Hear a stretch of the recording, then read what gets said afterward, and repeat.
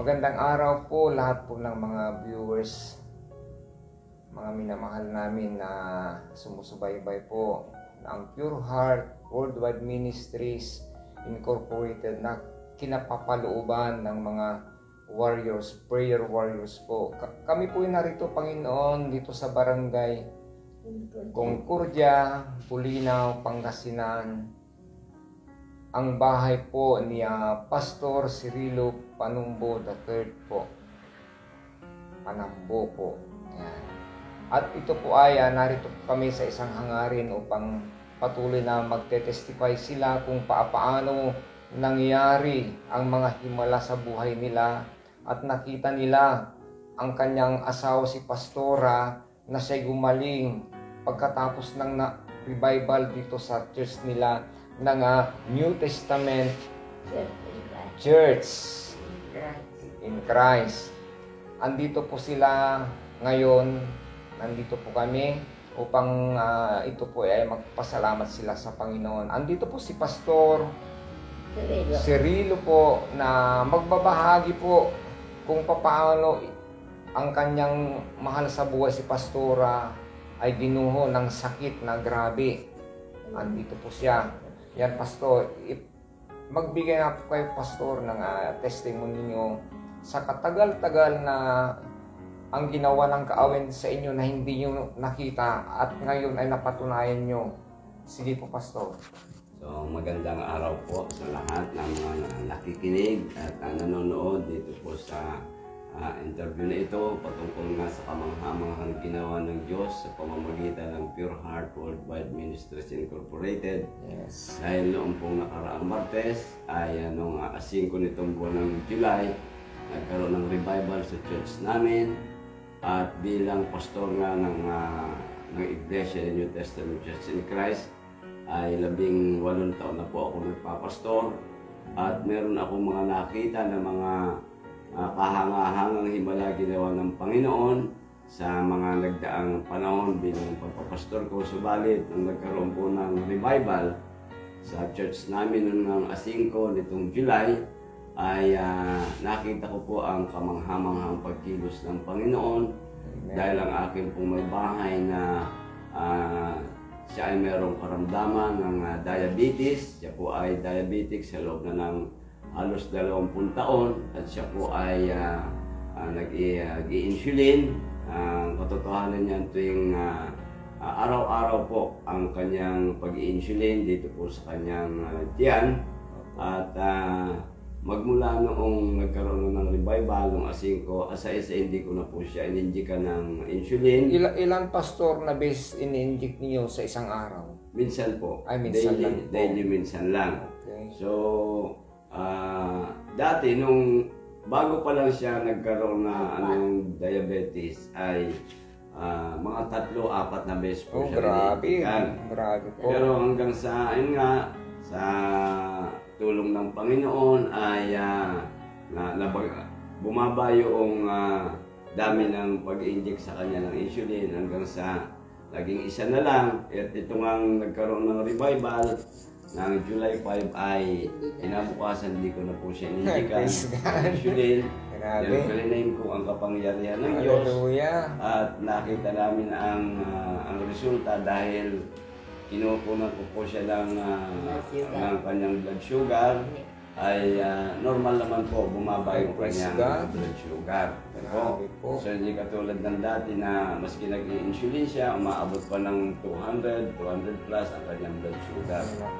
So salamat sa Panginoon. At ang isa pang kagandahan ay hindi lamang po ang aking may bahay, kundi ang amin pong sambahayan narito.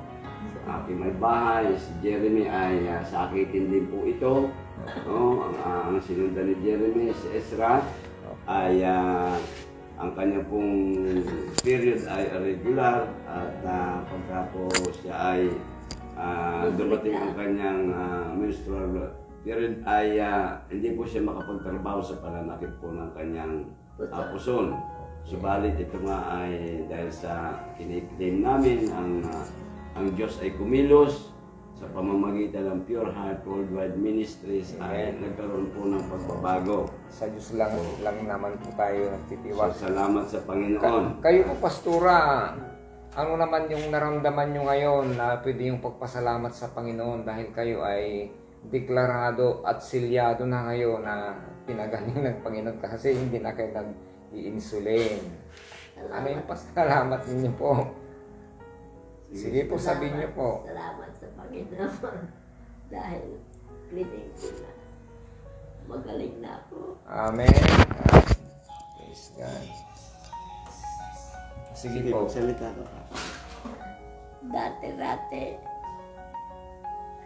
ako ay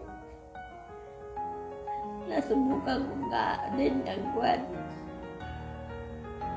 Sige, ano? Sige po.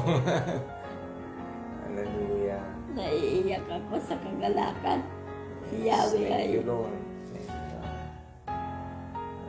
Yan, hindi natin talaga maunawaan kung gaano yung kagalakan nila na magpasalamat sa Panginoon. Andito ang kanyang anak si Jeremy po na siya ay mangha-mangha din po at siya yung talagang minsan chinachat ko sa habang nandito kami sa Bulinaw ay 5 araw kami dito. Ganito kamahal namin ang Bulinaw. Kaya Salamat sa Diyos. pakinggan na rin natin yung short ng testimony niya si ang Pastora Jeremy. So, isa po mapagpalang araw sa ating lahat. So, napakabuti po ng Lord sa kabutihan niya sa aming buhay, sa aming pamilya. Na katulad po ng ginawa niya kay Mama na kung saan ay napansin ko po na nawala yung pamamanas niya, na kahit hindi na po siya Amen. inject, hindi na siya umiinom ng mga gamot katulad ng mga vitamins, ganun ay nag-glow yung glory ng Lord sa kanyang mukha. At napansin ko dati na hindi pantay yung kanyang bibig. So, pero ngayon ay mabuti ang Lord kasi ayun nga po ay naging maayos lahat. So, kung patuloy tayo nagkukumit sa Panginoon ay mas tapat ang Panginoon sa atin. Yes. So, yun lang po. To God be the glory. Yan. Salamat sa buhay mo, Pastor. Alam ko naman ang Diyos ay gagamitin kayo dito sa Bulinaw. Salamat.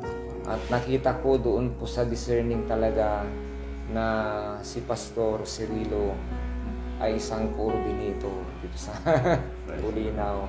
At patuloy po tayong magtiwala sa Panginoon at gagamitin po kayo mightily, powerfully. Yan po. Napakabuti. Grabe po. Salamat po. Maraming salamat po, Pastor. Pastora, salamat po. Oh, ay, mga anak ng Diyos talaga, pamilya pastors. maraming salamat po sa lahat po ng pag-ibig ng Panginoon dahil hindi siya nagmamaliw kailanman. Kailangan lang po natin na magtiwala 100% na pananalig natin. Yan kasi yung sinabi ng Panginoon na ang kanyang grasya ay yung pananalig po natin. Kaya napakaliwanag po sa Hebreo chapter 13 po na kailangan po natin na yung pananalig natin, paano natin mapangiti ang Panginoon, paano natin siya na ay malapit sa atin kung hindi naman tayo talaga gumagawa yung kalooban niya. Kaya kailangan pa rin natin nag-obey ng sacrifice po. Magandang araw po mga lahat naming minamahal na nakapakinig at nakakita kung gaano kamahal ng Diyos ang buhay po ng Palangko Family. Praise God. God be all the glory. Salamat sa Panginoon.